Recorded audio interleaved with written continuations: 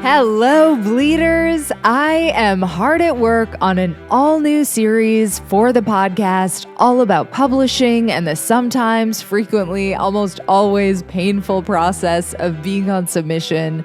That is something I am going through right now, and it is a special place in hell. I've already done several interviews for the series, and I know you're going to love it. But in the meantime, I'm going to replay some early favorites from the podcast that you may have missed, or they might be a much-needed refresher. And I'm also going to share full interviews with some of our summer school instructors. So there is a lot of good stuff coming your way while you wait. So today's episode is with Halley Sutton. She was the second guest ever on this podcast over a year ago. And her second novel, The Hurricane Blonde, just dropped last month. So this is very apropos. And the New York Times called it enthralling in their write-up, which is so well-deserved. It's such a good premise. So I just want to say huge congrats to Halley and enjoy this episode. First of all, you do not need an MFA to write a book. I think you know that. I hope everyone knows that. I feel like that's a debate that kicks up on Twitter every so often, and I'm always like, yeah, no, that's silly. You don't need an MFA to write a book, to write a good book. I would say what set me up for success was I had a pretty strong vision that I wanted to finish a novel while I was there. That often the MFA program is geared towards short stories, which are great, and I love short stories, but I knew what I'm going to do with these 2 years is I'm going to write a novel. And I had Joe's voice, and I had some inkling of where I thought I was going, and so I was like, this is my time. That's today's guest, Halley Sutton. She wrote the first draft of her debut novel, The Lady Upstairs, while she was getting her MFA at Otis College of Art and Design. So we got into the pros and cons of MFAs for writers. And we also talked book number 2, since Halley's currently in the home stretch with her second novel. The second book is such a different beast, right? The first book, it's me and the book alone in the world, and we're really in this protracted love affair, and you have all these hopes and dreams about stuff. And now I'm writing, and I spent 4 years on that book tinkering with it. And now I'm writing a book in 8.5 months to a year. With the first book, it was a little bit this is my baby. How dare you tell me it needs to change? And this book, I'm please tell me what's not working, because I don't know. I'm in it. I'm too close. Halley shares how pitch wars helped her first book find its footing, how she turned a rejection letter into an agent, and more in today's episode. There's nothing to writing. All you do is sit down at a typewriter and bleed. Welcome to The Bleeders, a podcast and support group about book writing and publishing. I'm writer and podcaster Courtney Kosak, and each week I'll bring you new conversations with authors, agents, and publishers about how to write and sell books. Hi, my name is Halley Sutton, and I am a feminist noir thriller writer. So what drew me to today's guest was the premise of her first book, The Lady Upstairs. It was mentioned in an LA Review of Books article entitled, Damsels Get Even, Noir's New Feminists. I am a sucker for feminist bait, and I will take it any day of the week. I am so excited to chat with you. I'm so excited to chat with you. Okay, so we're going to get into the book and your other writing. I saw you have a fun Audible project going on. Yeah. But first, let's do the lightning round of questions. So when did you first identify as a writer? So I wish I had a really cool answer for this, but the truth is I first identified as a writer. My first foray into writing really was almost fan fiction. I was a kid and I saw the movie Casper with Christina Ricci and Devon Sawa. I was obsessed with that movie. It was so good. And I was so bummed that he died before they could really make out at the end. Totally. That I rewrote the ending of the movie and gave the little booklet to all my parents and stuff. And they're like, what a weird, horny little kid we have on our hands.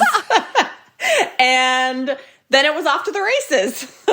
Oh my God, that's a tough answer to beat for future guests. That is so funny. I like to set the bar in a weird place. What's your all-time favorite book?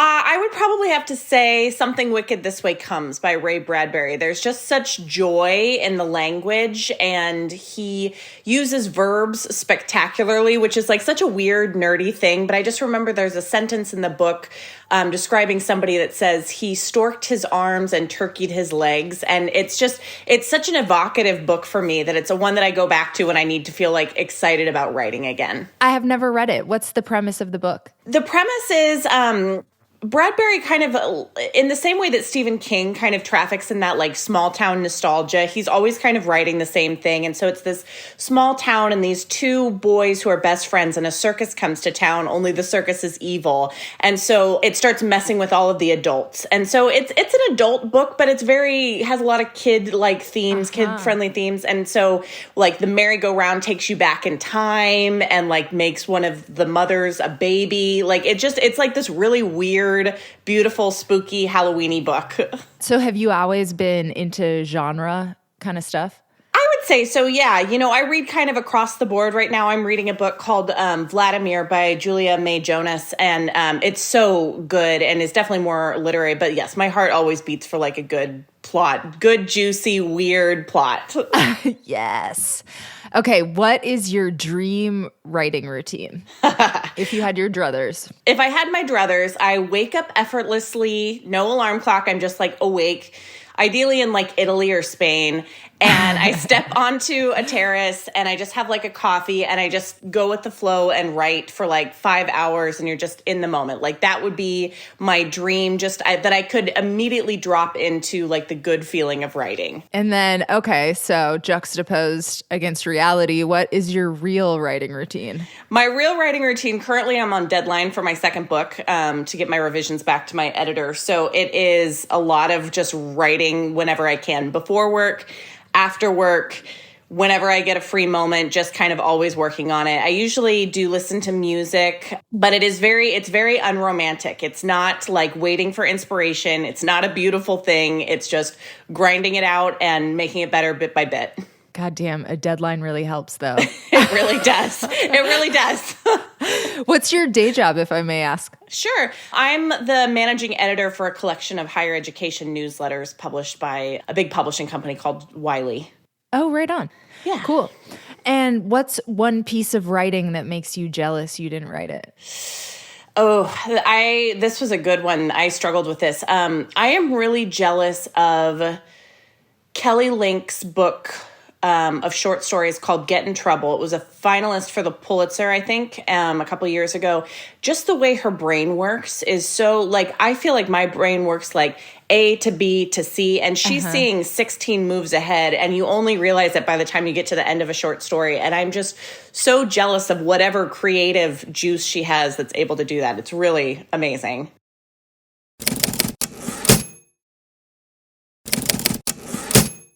I was instantly intrigued by the premise of The Lady Upstairs. So let's start with that and tell the listeners a little bit about the book. Sure. The Lady Upstairs is a feminist noir thriller set in Los Angeles, and the main character, Jo, works at this blackmail agency with her best friend, Lou, who she kind of has this long simmering attraction to, and her sometimes on again, off again paramour, Robert Jackal, who's the photographer. But basically their job is they are handed names of men who have been hired by outside clients to kind of be taken down. And then they find and train girls to seduce and eventually blackmail them for power, money, all of the above. And then things start to go off the rails. It's already a morally gray, at least, setup, and then it starts to get progressively worse.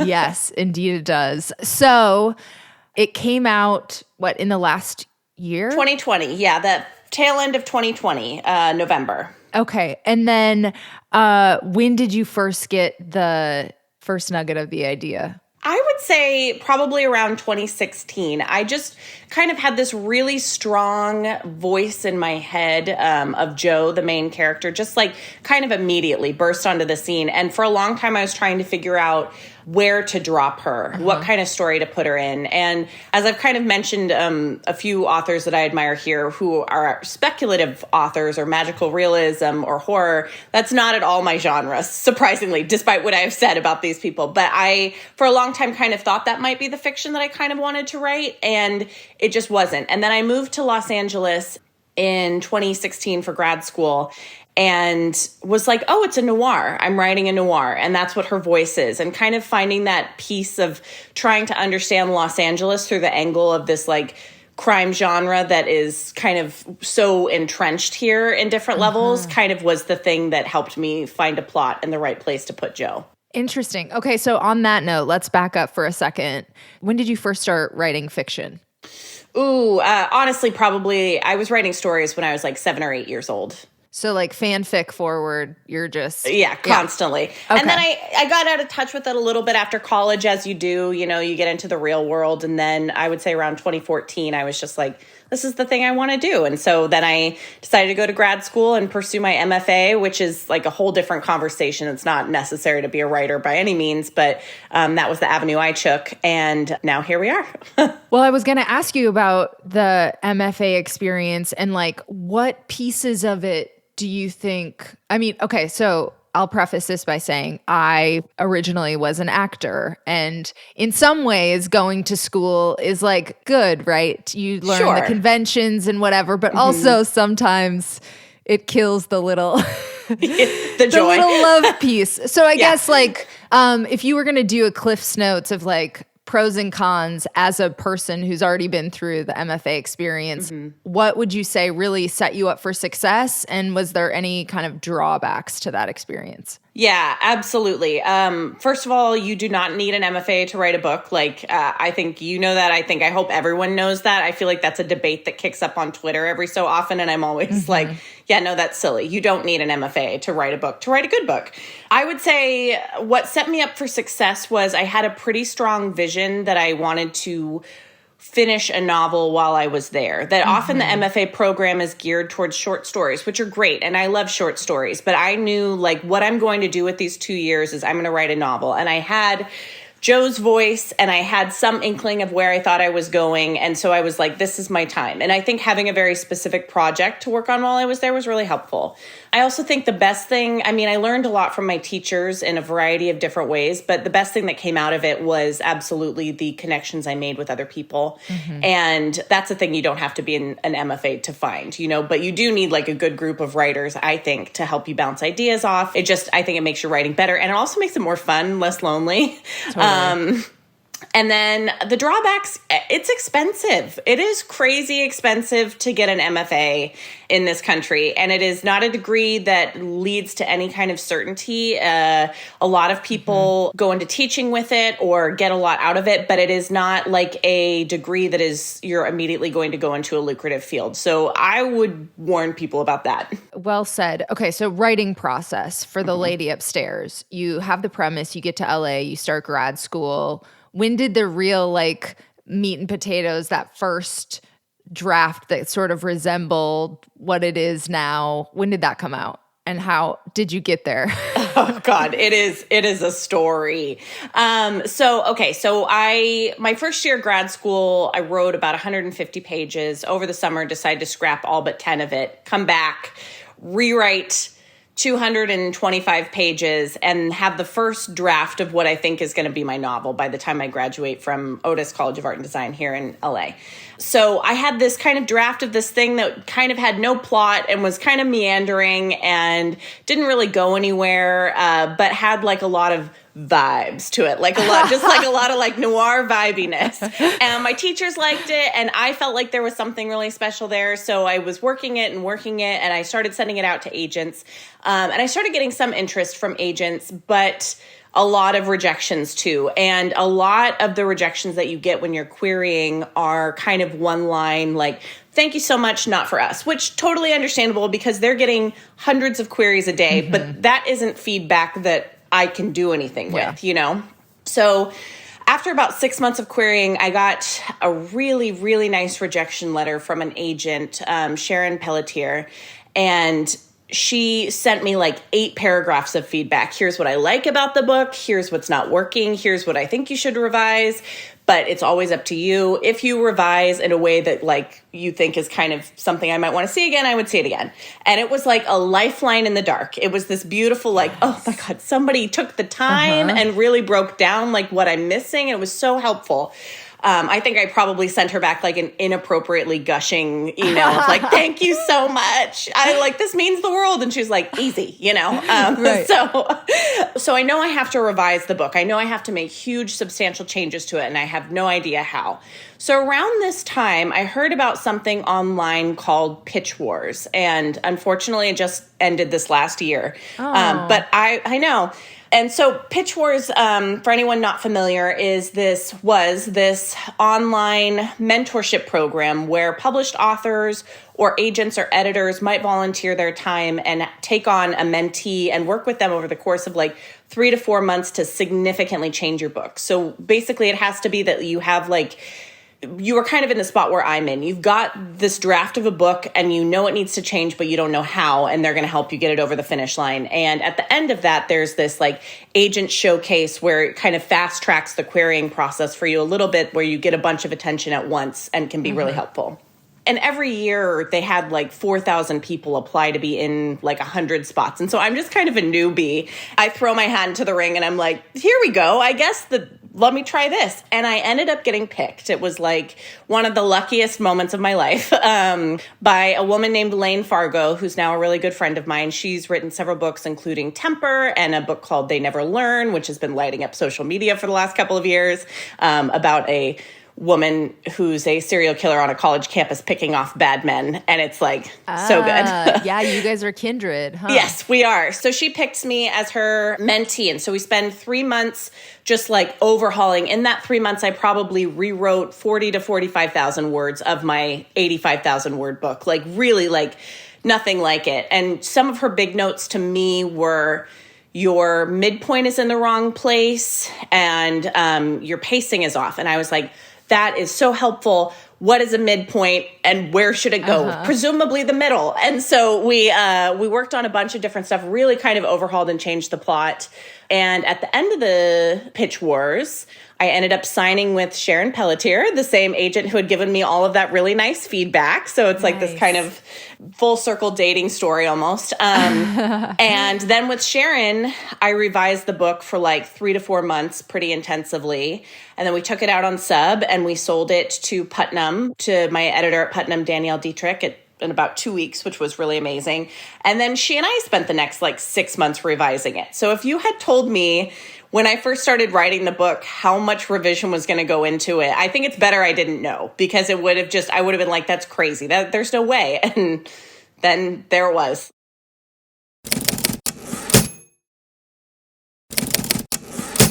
You don't have to do any spoilers, but like what kinds of things, having read the book, would I recognize as like things that got tweaked?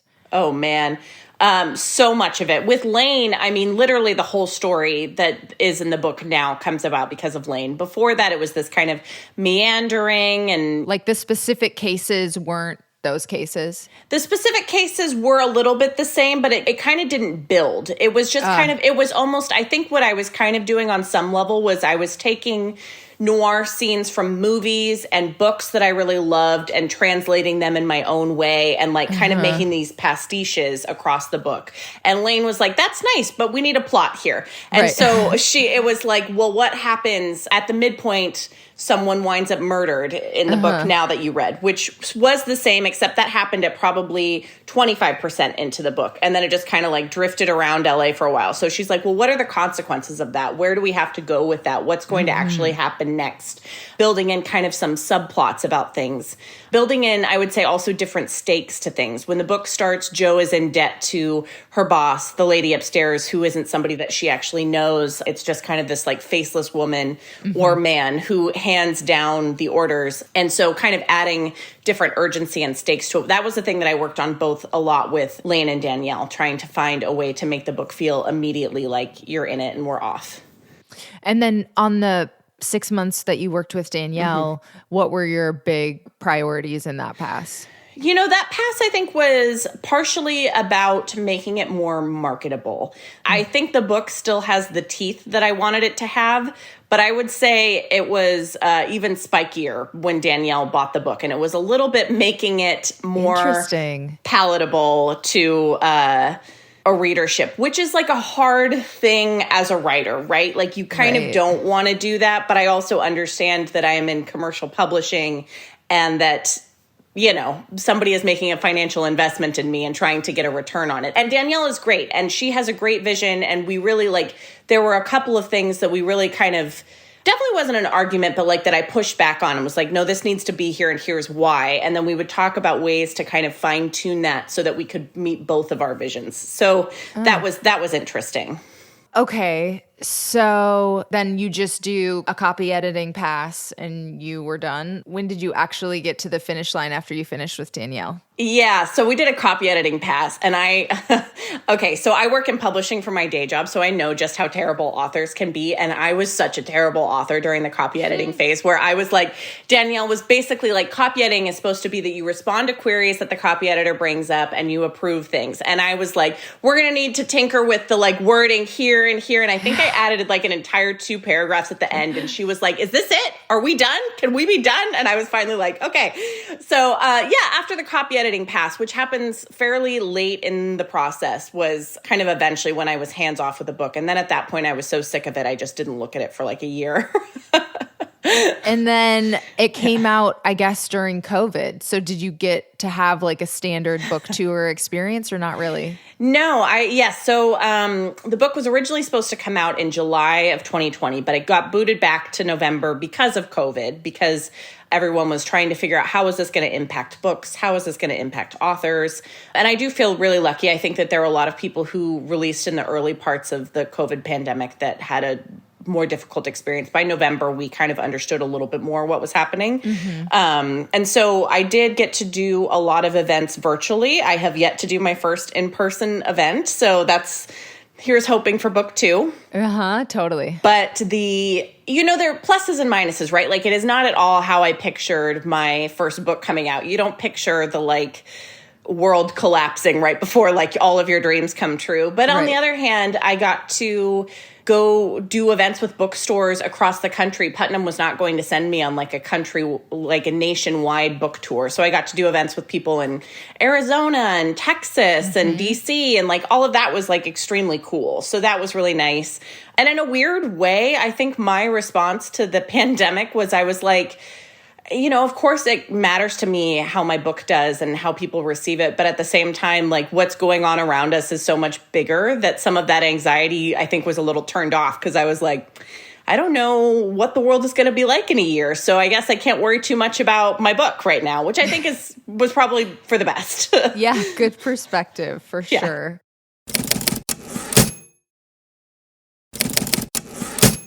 I guess I didn't even check because I read the book, but who did your Audible recording? Did you do that or did someone else? No, a very talented woman named Bonnie Turpin did the Audible recording. They did not offer me that option to read my own book, and that's fine.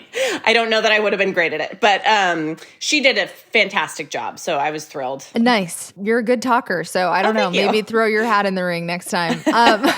So, what I was thinking when I read the book is it's good IP too. So was that part of the conversation with Putnam, and are there any plans? So there are things that I can't talk about. I do have a film and TV agent separate from Putnam. The book, before it even came out, was optioned by Sony, which I think I can say at this point. And they had it for 2 years, and then the option ran out, and they decided not to re-up. Things may be happening now that I can't announce separately, but hey, that sounds good. Yes, it is. It is exciting to see the possibilities of where it might be going, and I hope to sometime have an exciting announcement to share. Okay, well, great. We'll put the good vibes out there.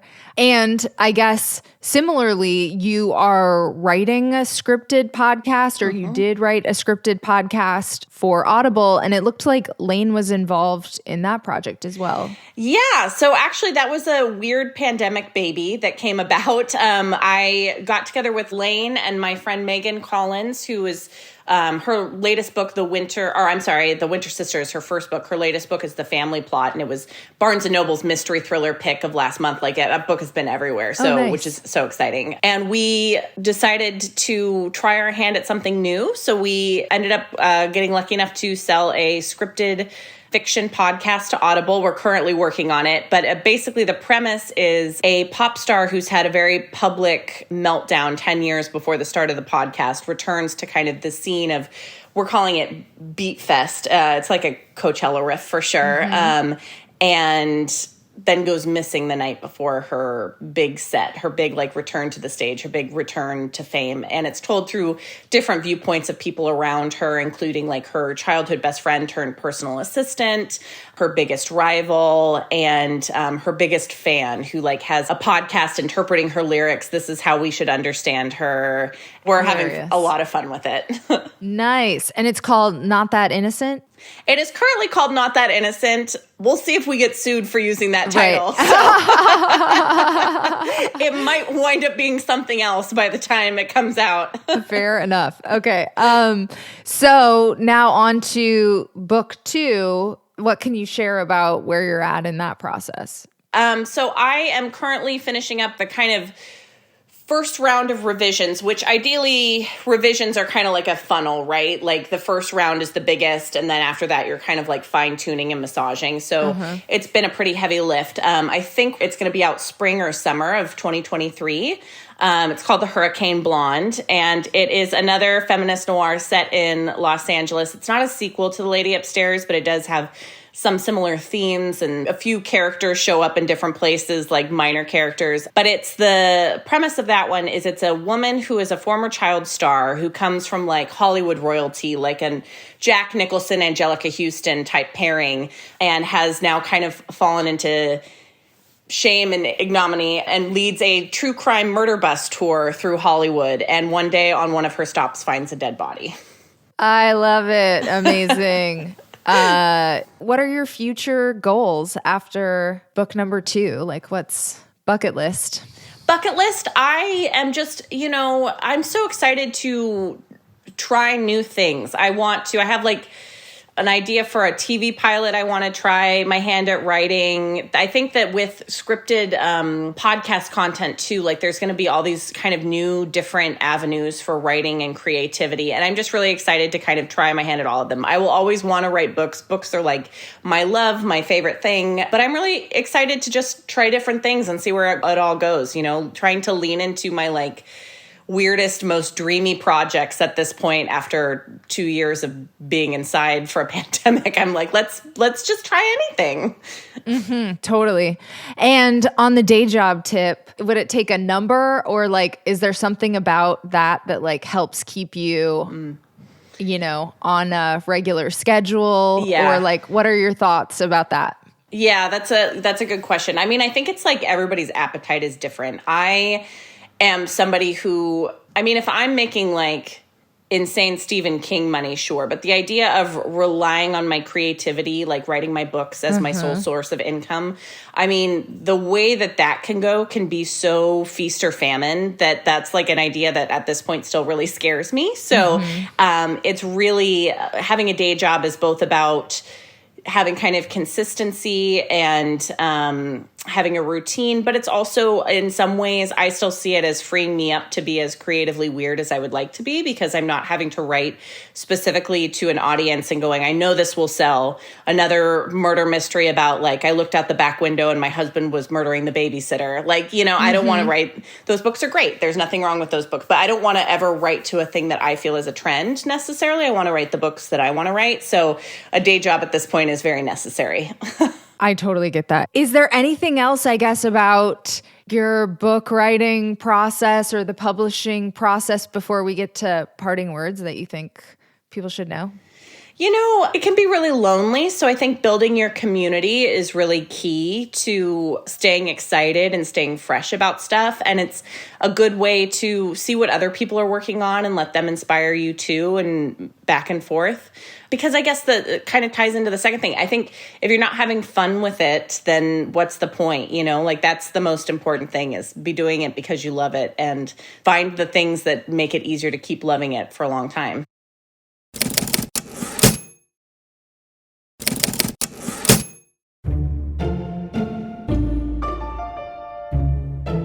And now for the postscript segment. At the end of each interview, I like to ask authors for a few final pieces of advice that listeners can stick in their pockets for the road.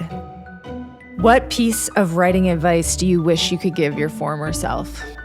Well, it's a piece I'm also still giving myself now currently, which is first drafts are bad. They're always going to be bad, and you just have to get through it. I really think that a big part of writing is like being able to endure the terrible first draft to just get to the point where you're making it better and it starts to feel like something you love. Because for so long, particularly with the second book, it just was like, felt so bad, and all you can do is just sit there and tinker with it and make it better. But like you have to keep working on it, otherwise you can fix anything but the blank page.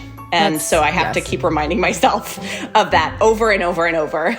I know, but it is so humbling to look at those first drafts and be like, fuck. Yeah, totally.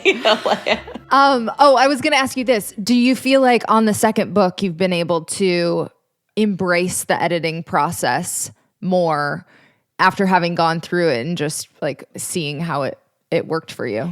Yeah, absolutely. And like the second book is such a different beast, right? Like the first book, it's me and the book alone in the world. And we're really like in this protracted love affair, and you have all these like hopes and dreams about stuff. And now I'm writing, and I spent 4 years on that book tinkering with it. And now I'm writing a book in 8.5 months to a year. I was always very grateful for Danielle's feedback and input. But with the first book, it was a little bit like, this is my baby. How dare you tell me it needs to change? And this book, I'm like, please tell me what's not working, because I don't know. I'm in it. I'm too close. Like, it has been so helpful. And Danielle is really the best. Like, we have had a couple of times where she'll just get on the phone with me and we'll talk for like 2 hours. Like, this isn't working. How do we tweak this? Like, we need a better red herring. Just like getting into the nitty gritty of it with her has been unbelievably helpful, and just really like hope that I get to keep working with her for a really long time, because I really think we vibe well. But yeah, editing this book has been a totally different experience than the first book. Editing this book was like,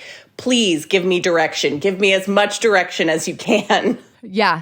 So wait, so you're working with Danielle for the second time now? I am, yes. Oh, that's amazing. That's like goals to build a relationship with an editor like that, I think. Oh, absolutely. Yeah. We sold my second book on proposal, which is a fun way to do it, because then you don't have to write the whole book. But then they pay you and you're like, I guess I have to write this whole book now? Like, okay.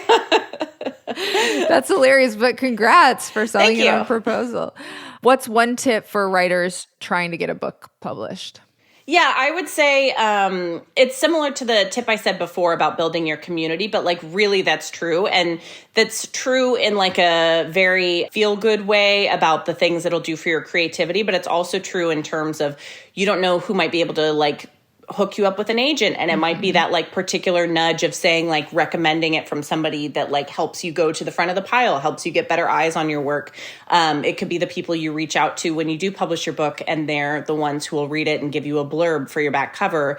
Just building your network. So much of publishing feels out of your hands when you're querying or when you're on submission, and it can be like such a beat down to just sit there watching your inbox all day. But like something you can concretely do is reach out to people on Twitter or Instagram, or find ways to make connections, especially if you can do that out of like genuine admiration and passion for what somebody is doing, and not in kind of like a usury sick. Yeah, exactly. But like, if it's like, I really loved this book, well, then send her a note on Twitter or an email or something, just like be really genuine about it. But I think that that's a really, it'll at least make you feel like you're doing something while you're in the big wait. Yeah, that's such good advice anyway. Because, I just got a note about my other podcast the other day, and it feels so good when you get those messages But then sometimes as a reader or a listener or whatever, you forget to send them. And then you're like, oh, yeah, I should do that. Or you're like, they won't want to hear from me Right. or whatever. But like everybody always wants to hear nice things, you know? Like just don't be weird about it.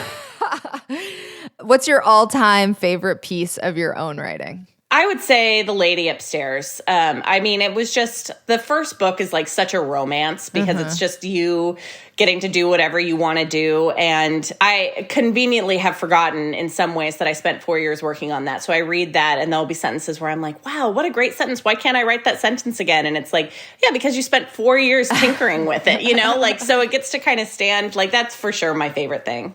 I recommend getting a copy of The Lady Upstairs if you have a feminist noir itch to scratch. And let's be honest, who doesn't? You gotta love a messy, badass leading lady. And of course, connect with Halley online. You can find me on Twitter at Halley_Sutton, or you can find me on Instagram at HalleySutton25. The Lady Upstairs is out. The Hurricane Blonde will be out spring or summer next year, along with the Audible probably at the end of 2023, maybe.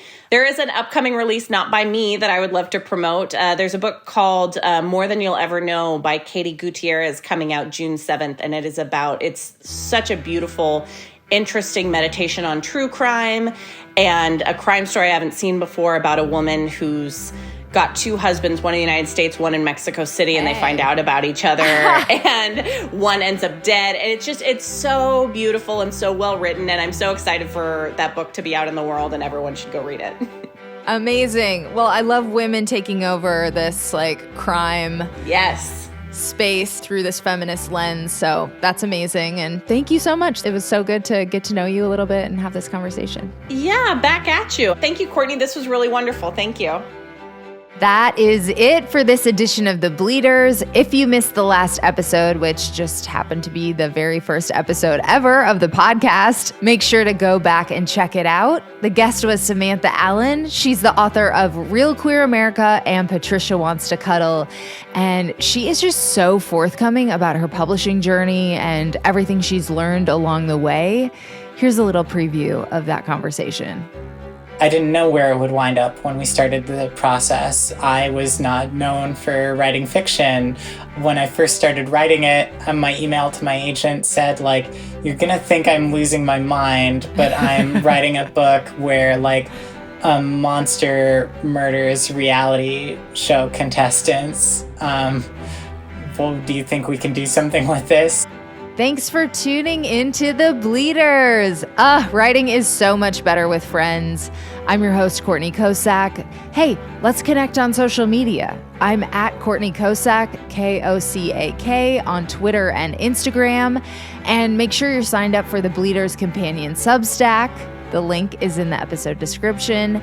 And I hope you'll join me on Thursday for a brand new interview with one of my writing mentors, Chloe Caldwell, author of 4 books, including Women and The Red Zone. It is a truly awesome conversation. And in the meantime, happy bleeding.